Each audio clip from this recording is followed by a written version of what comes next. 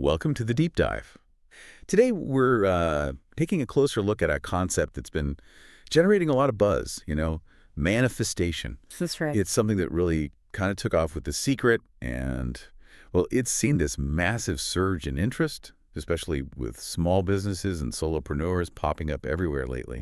For this deep dive, the material we've gathered, it really pushes beyond just the surface level stuff. It offers practical ways to apply manifestation, particularly if you're running a business, but it also gets into the psychology behind it, like why these methods might actually work for you. Exactly. Our mission today really is to unpack what manifestation truly means, at least according to these sources we looked at.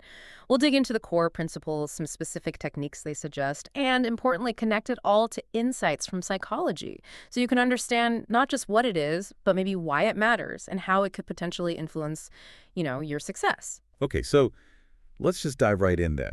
Many of you listening probably have a general idea, but what specific definition are our sources working with here? What is manifestation, according to them? Well, at its core, these sources frame it as the belief that you can align your thoughts, your emotions, and your behaviors with what you want to achieve.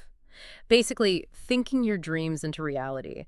It really hammers home the idea that your mindset shapes your thoughts. Right. And those thoughts then influence your actions and boom, your life experiences. It's about actively linking your inner world to your outer results. And it's really interesting how that's caught on, especially with new entrepreneurs, like you mentioned. Yeah. One source pointed out how the pandemic kind of put a spotlight on local shopping, right? And it inspired loads of people to turn hobbies into businesses. Yeah, absolutely. So you get this surge of small businesses, solopreneurs, and many of them seem drawn to these ideas. Totally. And what's interesting is that the psychological angle comes up pretty early in the material.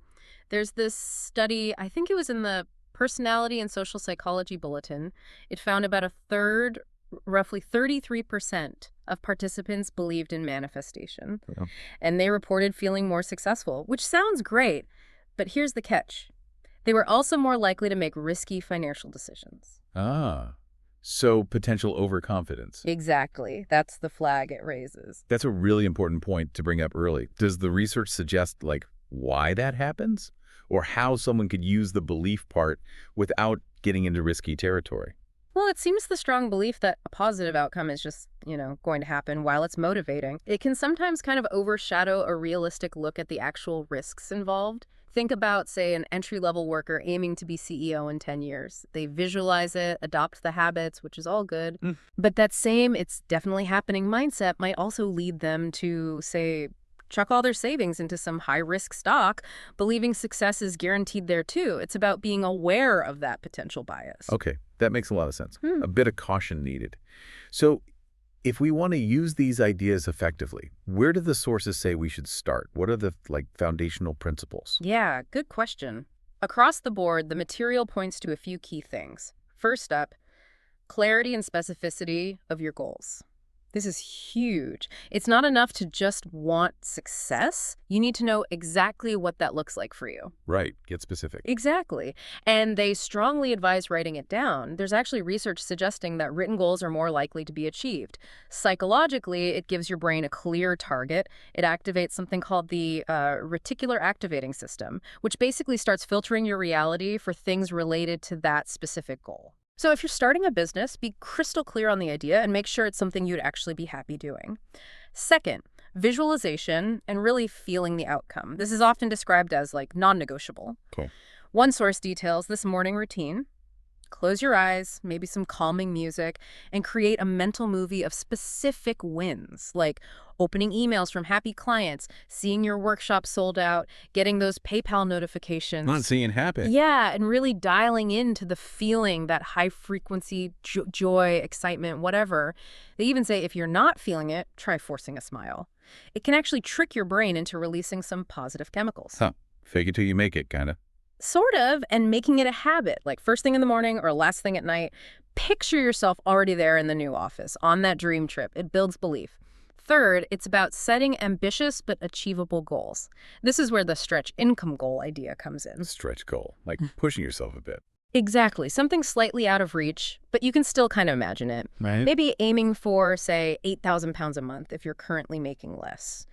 The idea is this opens your mind. Your brain starts looking for new opportunities, maybe gets these little downloads of ideas you wouldn't have considered otherwise. Okay. One person shared their experience going from 1,300 pounds a month to consistently hitting 4,000, 5,000 pounds. They only hit the 8,000-pound stretch goal once, but aiming high pulled them way up. It reminds me of that quote, "Aim for the moon. Even if you miss, you'll land among the stars." I like that. And there's this fun activity mentioned too, the blank check from the universe. You literally write yourself a check for the amount you want, date it, sign it, makes it feel really tangible. Wow. Okay. That's a very concrete way to visualize. What else? Beyond goals and visualization. Well, then there's trust and faith in the process. This sounds a bit woo-woo maybe, but it's crucial, especially when things get tough or you hear no. Right. Keeping the faith when it's not easy. Exactly. Believing it's working out for you, even if you can't see how yet. And finally, maybe the most important piece, action and co-creation. This cannot be stressed enough. Manifestation isn't passive wishing. The sources are clear. You have to put the action into the law of attraction in small ways daily. So it's not magic, it's a partnership. Precisely. The universe might handle the how, but you have to co-work with it. You got to show up and do the work. That makes sense. It connects the inner work with the outer effort. Okay, so we have the principles. Now, the really interesting part, how do we actually do this day to day? What are the techniques? Right, the practical stuff. And there's a lot here. A classic one is creating a vision board. Ah, yes, the vision board. It acts as that visual anchor. A cool tip mentioned was using an app like Photobox to print images you find on Pinterest for a physical board, then put it somewhere you see it all the time. The key is to really sit in the energy of those images. Feel how they make you feel now and imagine feeling that way when they become reality. It's part of a bigger picture strategy for your life. Keeps it front and center. Exactly. Another big one is journaling and scripting.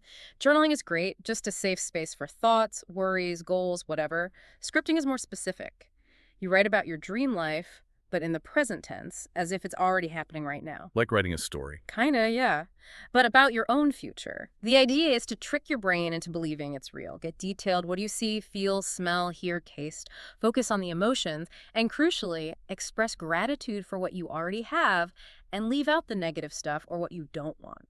It's about programming your subconscious positively. So really crafting that desired reality on paper first. Precisely.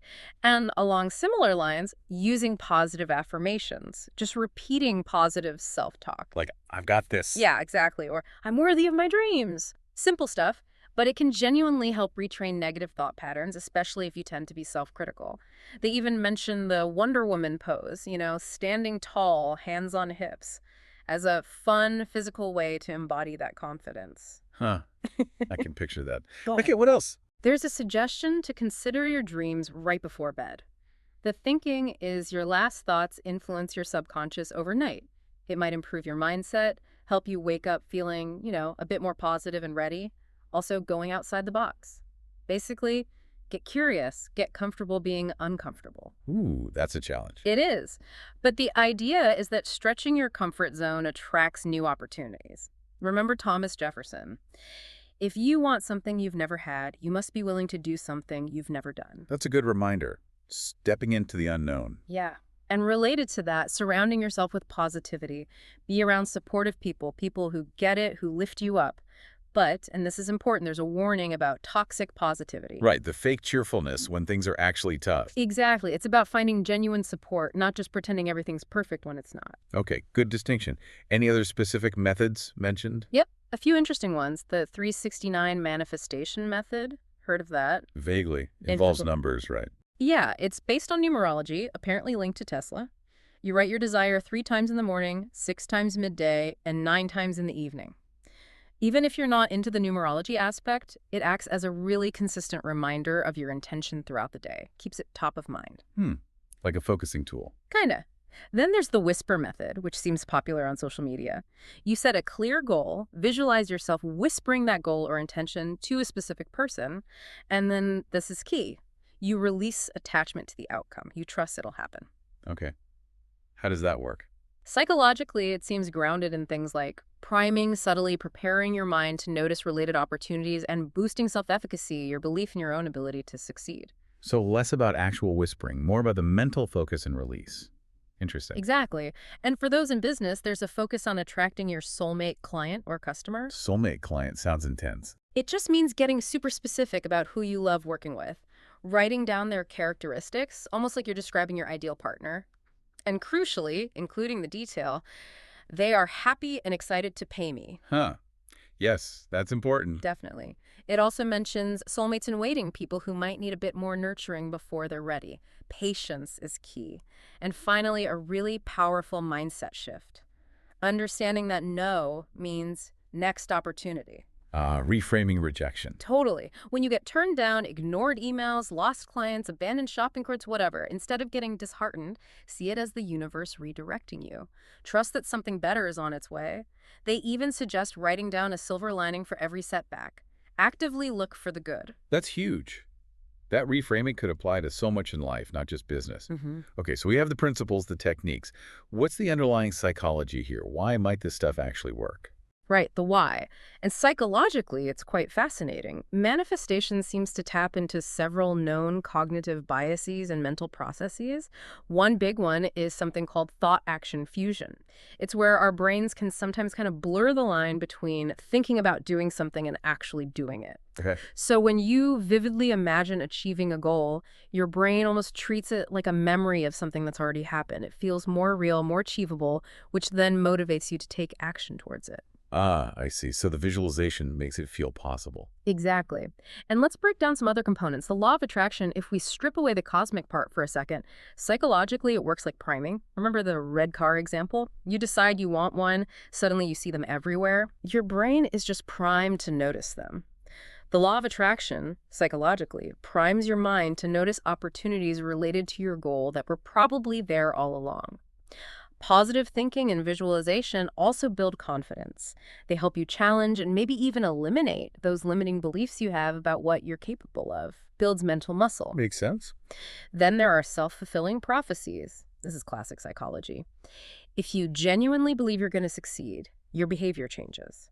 You act in ways that make success more likely. Your belief influences the outcome. But you act differently if you expect to win. Exactly. And symbolic actions, acting as if, like maybe dressing for the job you want or setting up your workspace like a successful entrepreneur, these things psychologically create success-oriented habits. They boost your confidence because you're already embodying the role, and they help form routines that support your goals. It's like rehearsing for success. Mm-hmm. And finally, that idea of magical thinking or cosmic collaboration, believing the universe is helping you, that can provide real psychological comfort, especially after setbacks. It builds resilience, makes it easier to pick yourself up and try again. But, and we have to circle back to this, remember that study finding, that same belief can sometimes lead to overconfidence, potentially risky decisions. It's a really important balance to be aware of. Yeah. Definitely. That balance seems key. So for you listening, it's clear manifesting isn't some magic wand, right? It can be tough some days. But the core idea seems to be aligning your thoughts and, crucially, your actions with your goals. And as the sources suggest, maybe getting support from a coach or a therapist could be really helpful to integrate these practices in a healthy way, especially if you hit roadblocks or those tricky limiting beliefs. We've covered a lot of ground today, really digging into what manifestation is, the principles, all those practical techniques. It seems pretty clear it's not just about wishing. It's more like a blend of clarity, getting your emotions aligned, and then taking real concrete action, getting specific and believing seem to be powerful themes. Absolutely. And maybe a final thought to leave you with, based on all this. Given the psychological factors, the need for action, the mindset shifts, how much of your success do you think is about what you consciously attract versus what you actively create through your own sustained effort? Where do you draw that line between, say, trusting the process and taking bold, decisive action yourself? Something to think about.